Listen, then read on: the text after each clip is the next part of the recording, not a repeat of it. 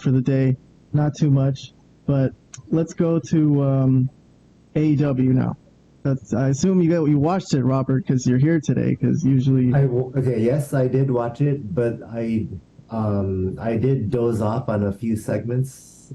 More so because I was really tired. You know how my schedule's been lately, right? So it was more so because I was really tired. If it was really good, maybe you would have held your attention. Yeah, Come on. yeah. Okay, so there is gonna be stuff that I missed. I'll tell you that.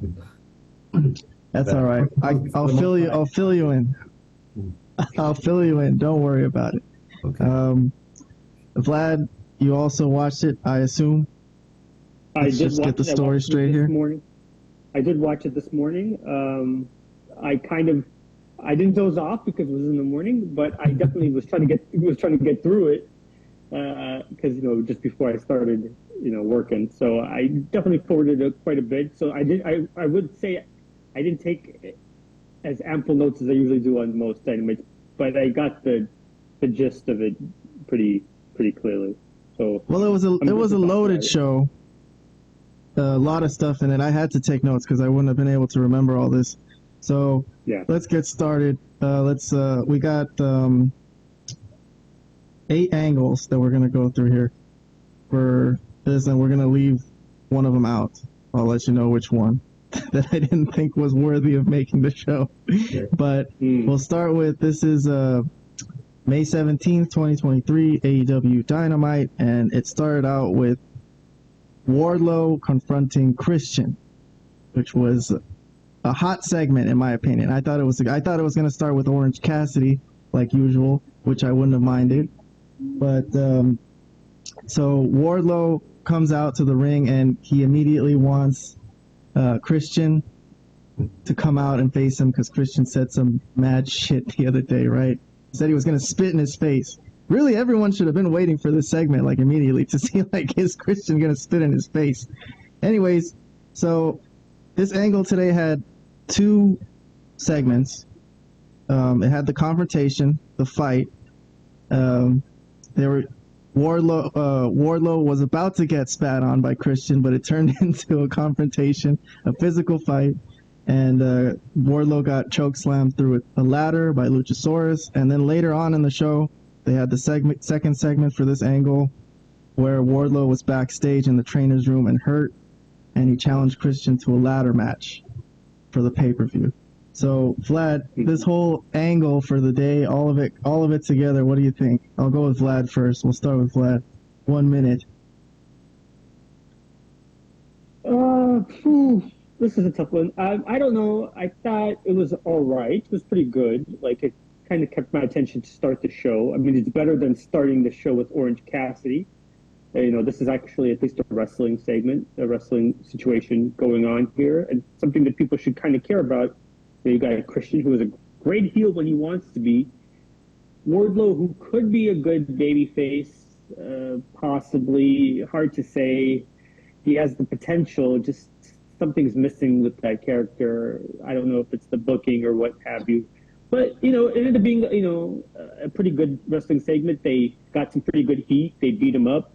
I mean, Wardlow, Christian and the dinosaur over there beat him up and got some good heat, and it ended up being a good segment. What did they do? They did the thing with the ladder. They beat him up on the ladder. They hit him with the ladder. All in all, not bad. I would say I'll give it a thumbs up on the segment overall. All right, Robert, how about you? Any thoughts about this one? Do you like this? Yeah, I thought it was a good way to start the show. Christian was doing great heel work, and regarding Wardlow, I remember was it a year or 2 ago? He had some really good momentum, but then I don't know what happened. I guess it was the booking, but then he just lost all of it. So he needed some sort of interesting angle to regain some momentum. So I guess this is not a bad way to start. But yeah, I thought this was a pretty decent way to start the show. All right. I'll give myself a minute because I'm a huge Christian fan. Hold on. Restart the clock. Big Christian fan, in case you didn't know, Robert. As a Smark, Christian is my number 2 favorite wrestler. Oh, I of don't all know. time. Yeah, okay. Love Christian, man. I think he's so cool. He's so funny. Like that when he came out and they had that confrontation and they started jaw jacking, and he was about to spit on him, right? He was getting the loogie ready. Yeah. I was, yeah, I like that. And then Wardlow like grabs him by the throat. So then they had the 2-on-1 thing, which is good because in wrestling wise it makes sense because Christian shouldn't be able to hang with Wardlow in 1-on-1. So if he has help, I think it's good. I think Christian has the right mind to pull this off. I think it's going well. This is one of my favorite things on the show. I gotta say because I'm a big Jarrett fan too, and the Jarrett stuff I'm not digging as much, but the Christian stuff, I'm freaking loving, especially the last 2 weeks. But let's move along. We're going to move to right after this, Orange Cassidy's music hit, and business picked up, baby. Again, over 200 views on our last Orange Cassidy video with the review of the Daniel Garcia match. So he's getting us ratings here on Quantum Flux. And let's see how many segments he was involved in. So he was involved in 3 segments, okay? So he had a match. It was a tag match, okay? Nothing to write home about. Him and Darby Allin beat 2 guys from the firm, Bill and Lee Moriarty, okay? As expected. Then there was a backstage interview, and he said that if anyone wants to fight him for the title, they can go ask Tony Khan, right? He's down. And then later on in the show, it's another interview with Orange Cassidy and Renee tells him 20 people showed up to Tony Khan's office, and Orange Cassidy says he'll take them all on. That's fine. 21-man battle royal at Double or Nothing. Vlad, what do you think of that? What a man, huh? 21 guys. Yeah, I thought this wasn't your Mark show. I don't understand what's going on. I thought you did that. You're setting up that with Robert later. Anyways, what did I think of this? I mean, it's silly. It's stupid. It's a battle royal. AEW have the worst battle royals in the history of battle royals. They're just garbage. But it's fine because this is a garbage belt with a garbage wrestler. It's just going to take up TV time. Everybody, I don't know who's obsessed with him. I'm not sure what's there to like. It's fine. If people are into it, they're into it. I'm giving up on. I told you, people that are viewing that specifically for Orange Cassidy, I've given up on society. Then, but whatever, it is what it is. And okay, I mean, he's shown a lot. He said he had 3 segments. They were all pretty ridiculous and stupid, and it was what it was. And I'm done. I don't want to. I mean, I don't want to talk about Orange Cassidy for the rest. All right. Vlad, not a fan of Orange Cassidy. Robert, come on. He's going to take on 20 guys at the same time.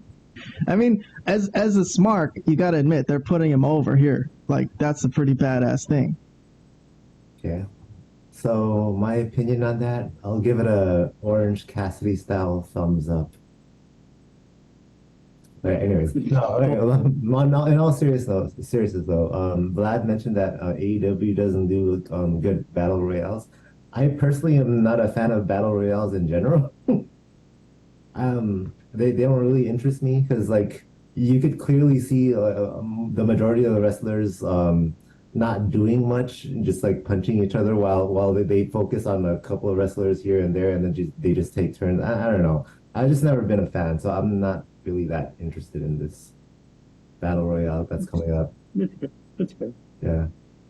I mean, I agree with the whole battle royal thing, but I gotta say, as a man, to accept on all comers, literally 20 people, willing to fight 20 people at once.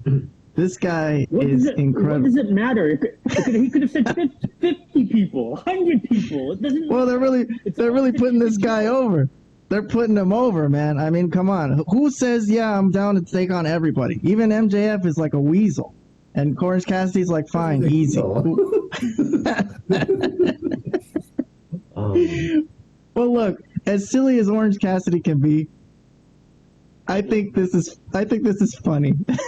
don't know. I'm amused by this. I like it. Well, exactly.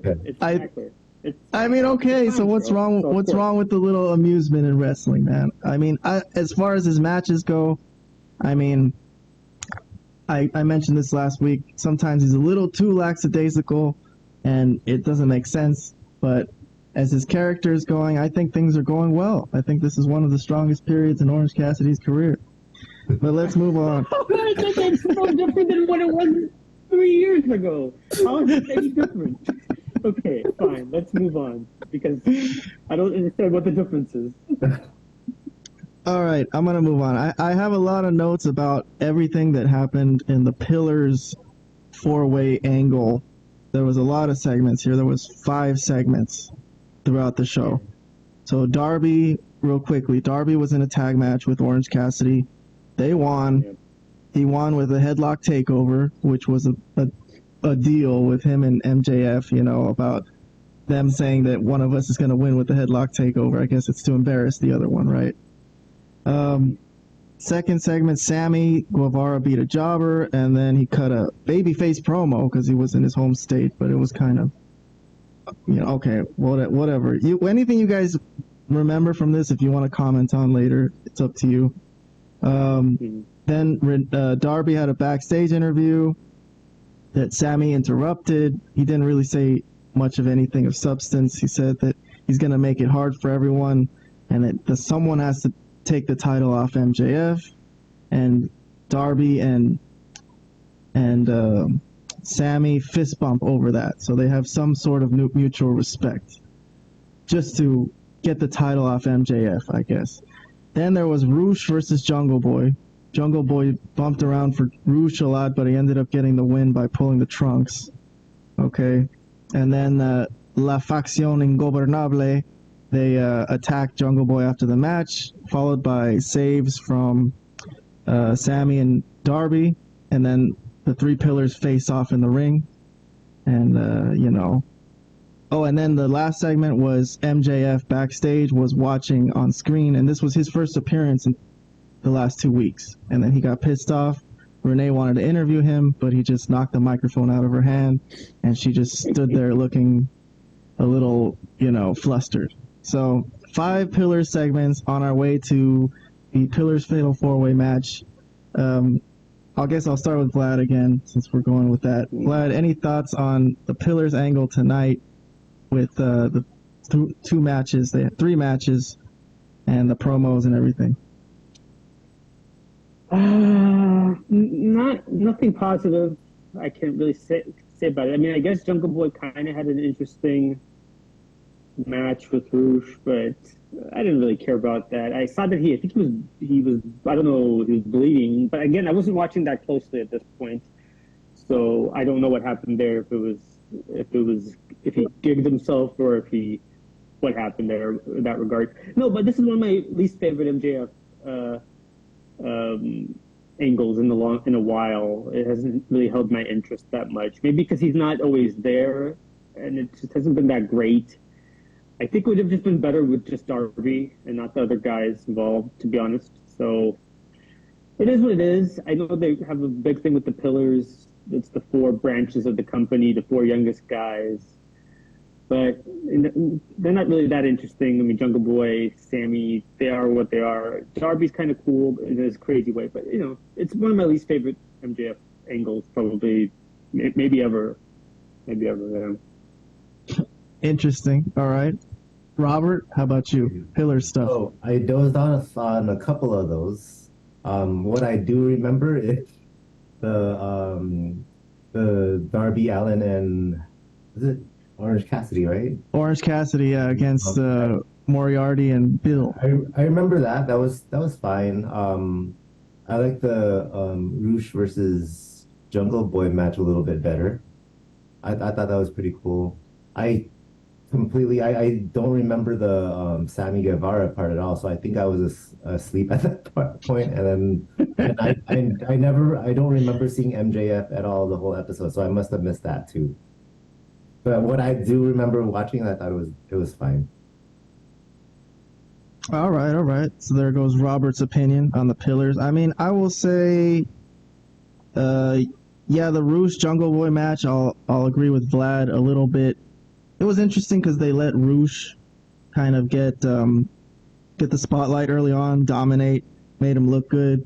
You know, I don't understand Roosh really. It's a character they kind of sort of push, but they don't really do anything with.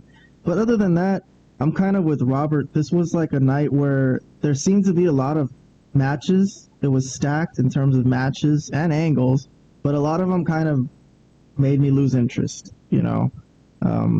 Like we'll see later on, like there was some other matches that kind of made me not fall asleep, but you know, tough to watch kind of. And then the Darby Orange Cassidy match I thought was okay. Him winning with the headlock takeover, you know, okay, continuing that old angle, but probably no one really knows what the hell they're talking about. MJF backstage segment, like real quick, I guess they pre-taped that a long time ago. Yeah, there wasn't that much in this here for us.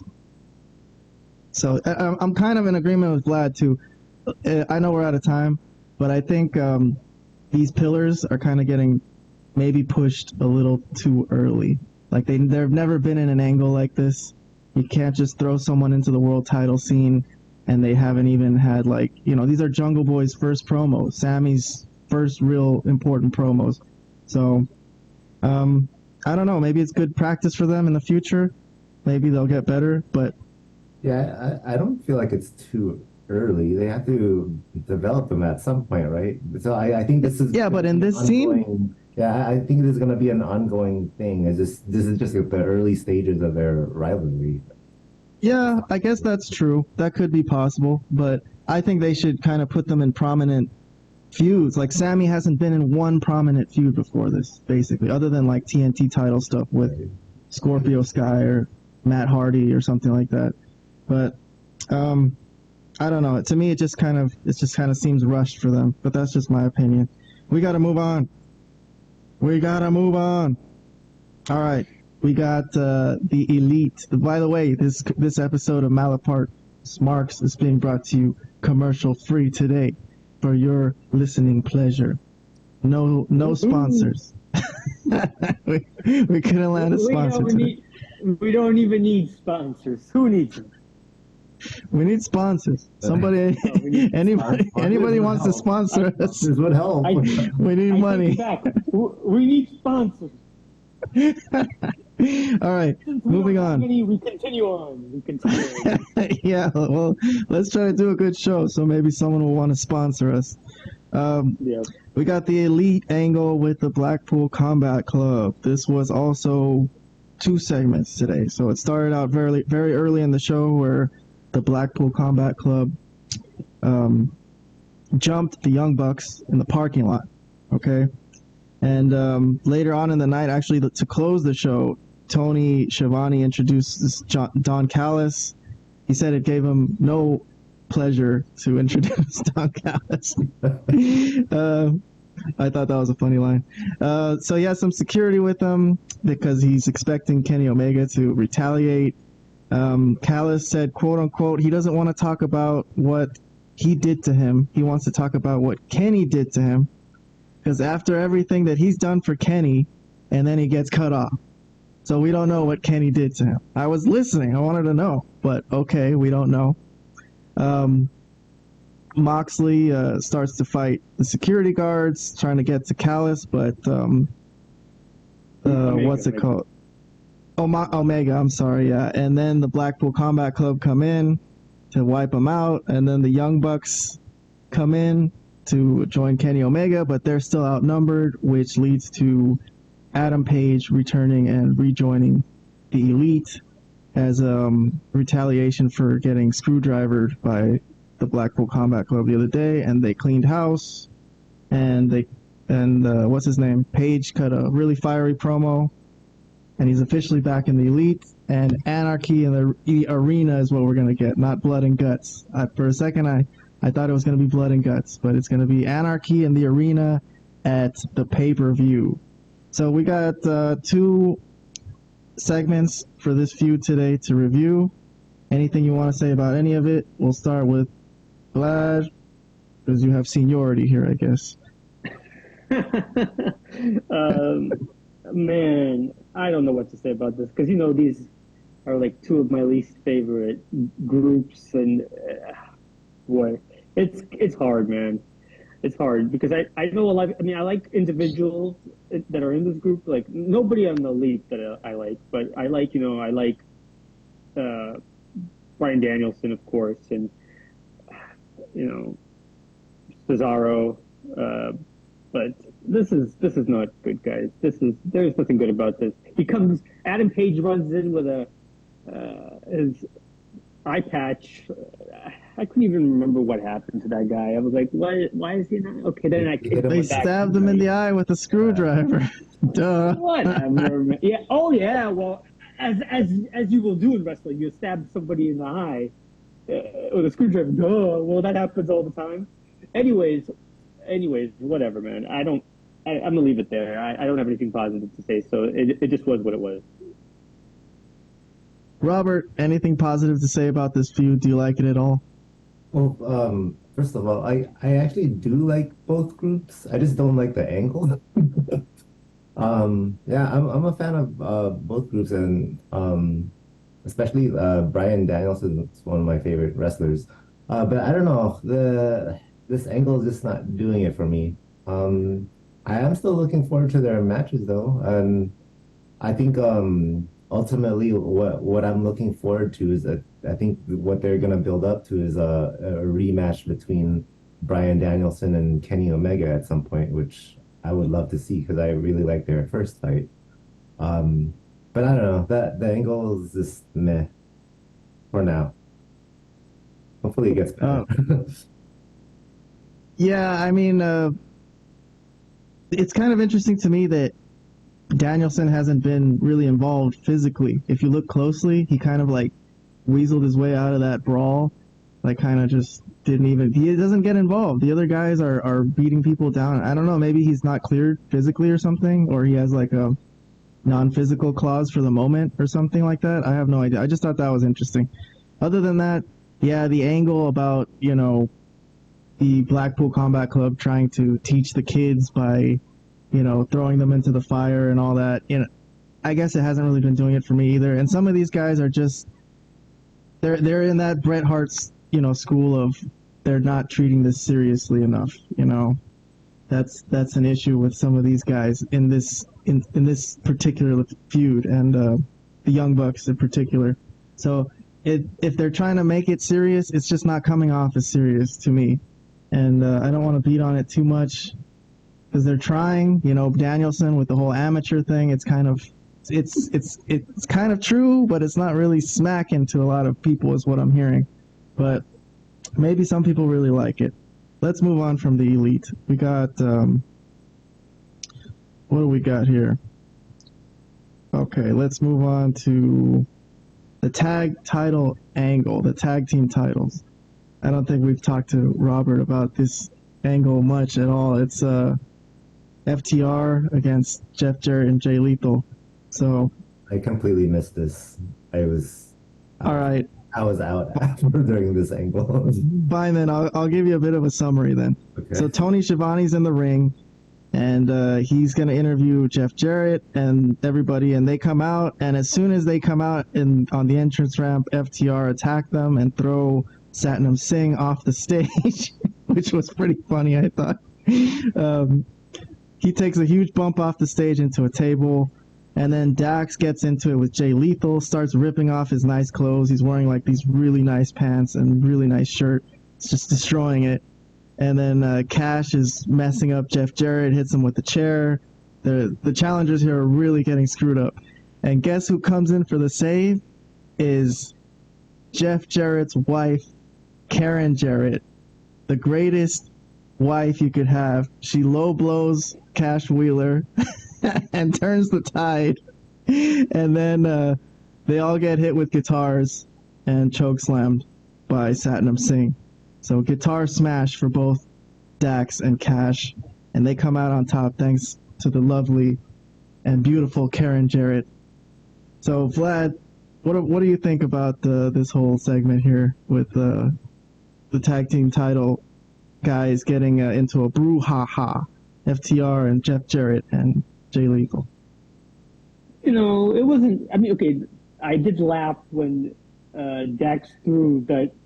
What is his name? Satnam Singh. I mean, Yeah. it was a pretty choreographed spot. Like he was just standing there, and he kind of rushed him and pushed him, and he flew on like some kind of. It didn't look that great, but it was kind of funny. I laughed more than like, I was like, oh my God. But as far as the angle, it was all right. It got I guess it got some heat on the heels, but but there was a lot of stuff like this throughout the show, a lot of run-ins, a lot of afterbirth after the matches, a lot of people getting beat up. It was a constant theme throughout the show, so I mean, I think it'll be a good match, and they'll put on a good show. These are pretty good wrestlers, good workers, but it is, again, it's just more kind of, there's a little bit of silliness mixed in with that, and I'm not really too fond of that. Well, Robert, I know you didn't watch this segment, but I don't know if you have any thoughts on this feud at all. Hey, when I woke up, I just caught the last few seconds. I saw Karen, right? Karen, right? Karen Jarrett. Yeah, she used to be Karen Angle. She was in the ring, and I saw like a broken guitar. I saw FTR like lying down in the ring. So I woke up and like, what did I miss? I don't know. I don't have any thoughts on this. Well, you know what? That was my thought. What did I miss? That's it. Well, I'll give you my thoughts. Jeff Jarrett is my favorite wrestler of all times, and I'm so blessed to be in 2023 and get to have like Christian segments and Jeff Jarrett segments. Like, I should really love these shows. Really, I mean, if it was a little better, it would be nice. But I was very happy I was more inclined for the Christian stuff, to be honest, than this stuff, just because the whole angle is kind of screwy and silly. But I was very happy to see Karen Jarrett back, formerly Karen Angle. I don't know if you knew that, Robert. I knew that. You knew that? Yeah, she's so funny. But I was a big fan of her in TNA. I know some people think she's annoying, but Jeff Jarrett and Karen Jarrett are my style of wrestling, man. They know how to get heat, and I was happy to see her, but overall with this angle, it hasn't really been worked extremely perfectly. But I'm still happy to see Jeff Jarrett. I don't think it was great, but I'll take a guitar shot to the head any day. Let's move on.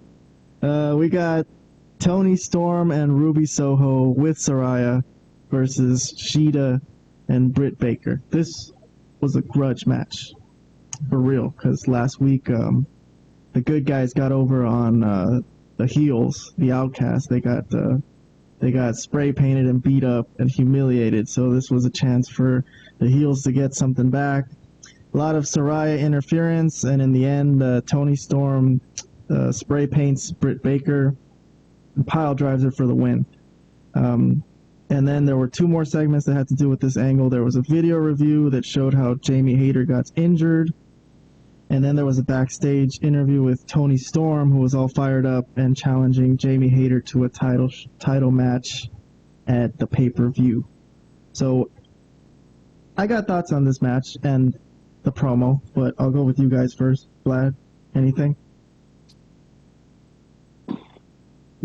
Okay. You don't have to use the whole minute if you don't want to, No. Yeah, no. I'll just say that, I said before that, I was hoping that this would be the segment, the angle that you'd skip when you said that you're going to skip one of the segments. I am really down and not feeling anything that's going on with the women in AEW. I mean, individually, some of them are pretty good, like they're okay.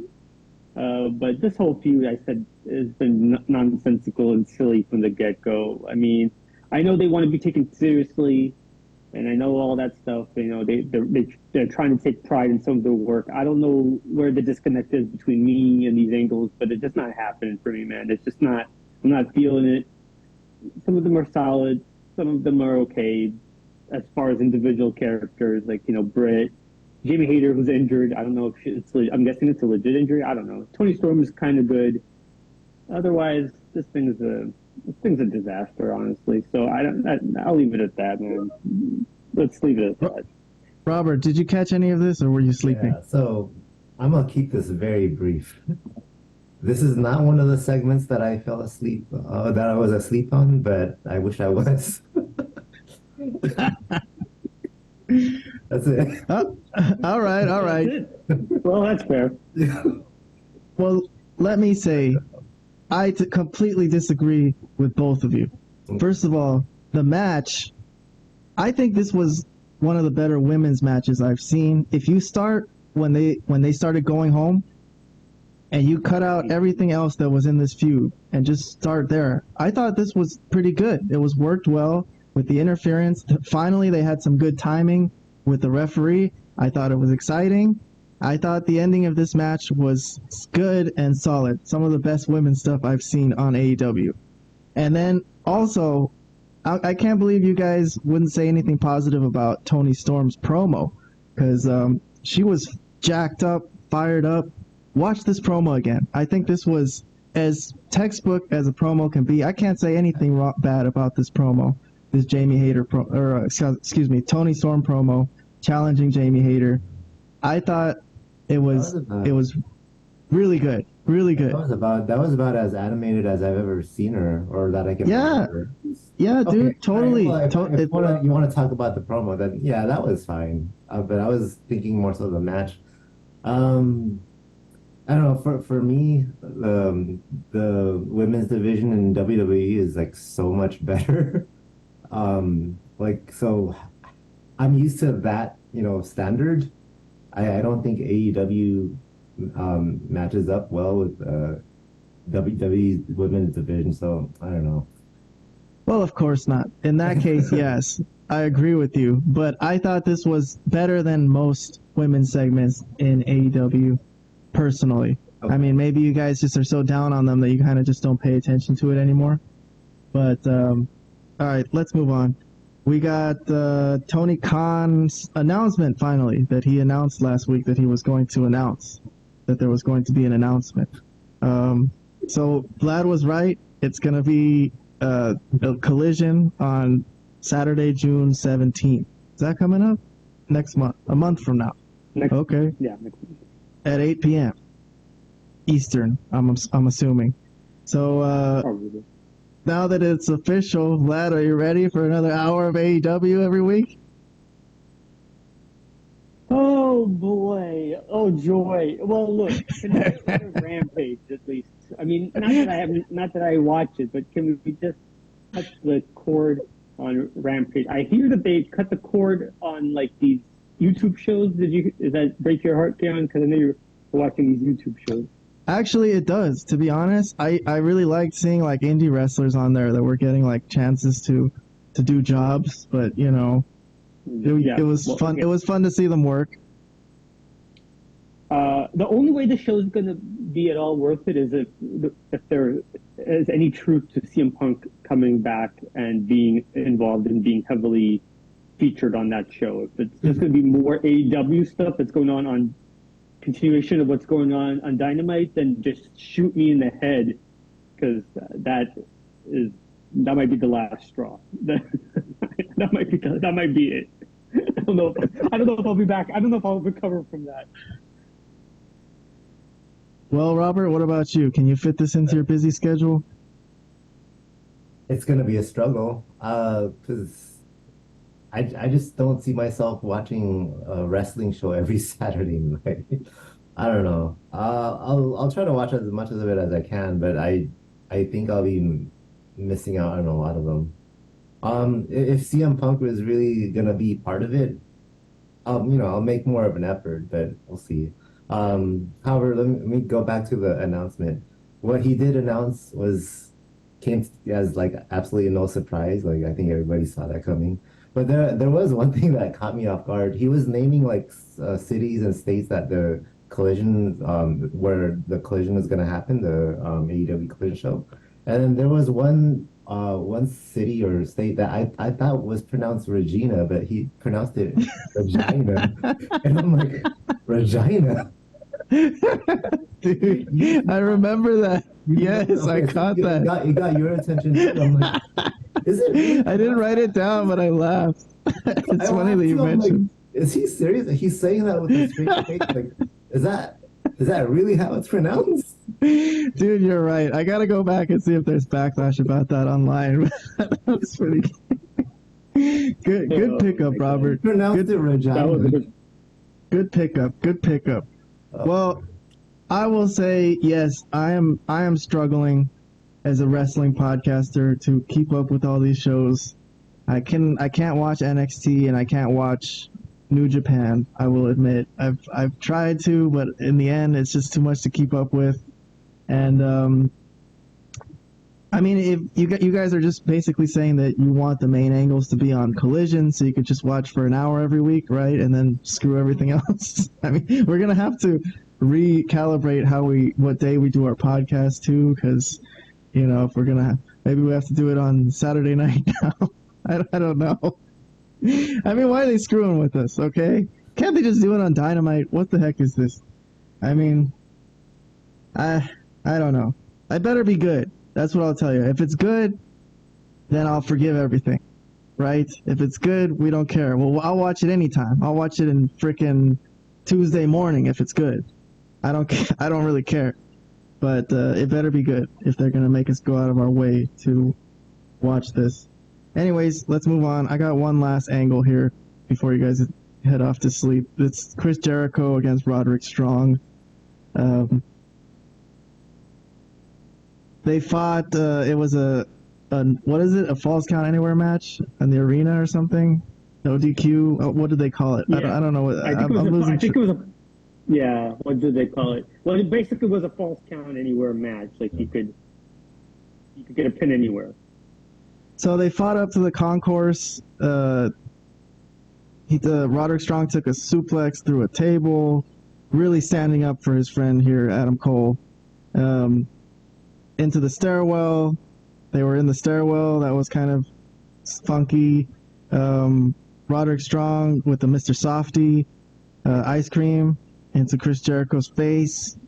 Then they went outside the arena, which Jim Cornette called this. I was listening to Jim Cornette last week. He said, how much you want to bet they go outside of the arena, and they're out there because they can't be in the arena.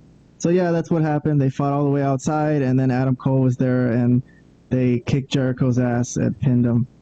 But anything you have to say about this match, Vlad? I got my own thoughts, but I'll go with you first. I mean, I don't know, man. I honestly, like I said, I was forwarding a lot. This is the one Dynamite I did not watch that closely, so I missed maybe some of the little things like Tony Khan mispronouncing stuff, or maybe some stuff like that.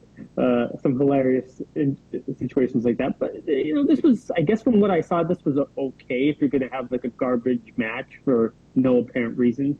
And this is Roderick Strong's really first singles match in the company, and this is what he's doing. I mean, I guess it's all right. I mean, if it's going to build into an angle with Cole, and I don't know. I'm trying to stay a little bit positive on it, but it's hard because Jericho's involved. I just don't know, man. I don't know where any of this. I don't know where anything is going in AEW. It just doesn't seem like anything is really catching my eye that much or interesting. So, I mean, I hope for the best because I like Adam Cole as a person, but man, I don't know. I just don't know. Robert, what did you think of this match? It was okay. I thought Jericho was gonna win though. I felt like they kind of have to build him up as a threat to Adam Cole, right? So he would have to get a win over his Adam Cole's friend. So Good point. That's what I predicted would happen. So the way it turned out, I didn't see that one coming. But as a match, it was fine. Well, I will say that since this is like really the first time they spotlighted Roderick Strong, I liked his work. I like his punches. I think they look pretty good. I'll say that. I like how he stands up for his friends. I think that's admirable. Who would go through all this for? For what, Vlad, would I fight someone like this in a death match if somebody beat up your girlfriend? I don't know. Maybe I would. But that's because you're my best friend. So. Maybe probably not. Okay, the thought I had while this was going on was this is good. Okay, like the battle they're having is pretty good, but shouldn't this be Adam Cole having this battle with Jericho and not Roderick Strong? Like this seems like the blow off that they would have had if it was Adam Cole. Where do they go now? Where do they go from here now? Like yeah, I don't understand. I also like Robert's point about Jericho losing, because yeah, you think he would be trying to get heat for this feud and the match they're gonna have, but I guess that means he's gonna do something pretty evil next week to get his heat back. I guess it's gonna go back and forth. That's what I'm guessing, because if this is the end and he's already been humiliated and lost, then where was JAS? Where was Jericho Appreciation Society? Shouldn't they have been waiting outside the arena too? So that was disappointing from his boys. But all right, well, I guess that's pretty much all our thoughts on AEW. The one angle I skipped was the main event, Jay White versus Ricky Starks, which to me was one of the worst matches of the night. I don't know if you guys really want to say anything about it. I'll let you, but it was a long match and it had a fuck ending, and not that one of the guys got fucked. The audience got fucked because they made us sit through a match where in the end Ricky Starks said, "Fuck it, I'm gonna hit him with the chair just because I'm frustrated." So what the hell did we sit through that match for? I mean, my least favorite angle, I think, so in this, out of everything we listed, even Orange Cassidy and everything, and that sucks for Robert because this is his Bullet Club boys and they're using his name. They're coming out as Bullet Club Gold, but this story sucks. I don't want to be mean like that because I'm not in the wrestling business and I have no right to talk, but I'm just saying it as an audience member, and I'm not enjoying this one at all. I think there's nothing there for me. But thank you guys for coming on the show. I think that was pretty succinct. We're under an hour. That's good.